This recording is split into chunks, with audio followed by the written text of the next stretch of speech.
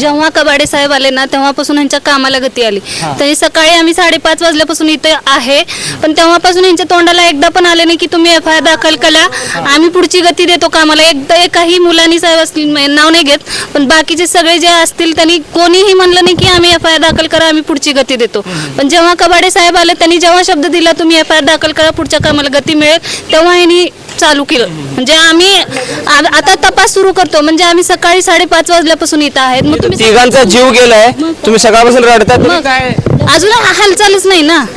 आता यांनी सर येऊन गेल्यावर बोलतात की आता आम्ही इथून सुरुवात करतोय.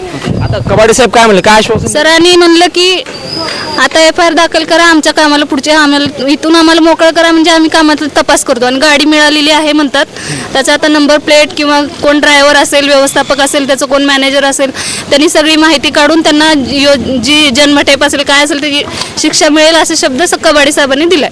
सकाळपासून काय म्हणजे आता नाही, कबाडे साहेब आल्यानंतर हालचाल सुरू आहे. आता तुम्ही काय निर्णय घेणार? म्हणजे आता फिर्याद आता बघू, माझी भाची गेली, ही पुतणी गेले, माझे मिस्टर गेलेत, त्याचे काका वगैरे. काय म्हणजे तुमची काय शंका आहे? म्हणजे हा अपघात आहे का? तुम्ही काय म्हणजे जसं आता प्रत्यक्षदर्शी असं व्हिडिओ पाहिलाय सकाळी मी, म्हणजे इथं आम्हाला आल्यानंतर जे बॉडी उचललं होतं त्या व्हिडिओमध्ये असं निष्कर्ष होतं कुठलाही ऍक्सिडेंट झाल्यानंतर बॉडी इकडे तिकडे पडते.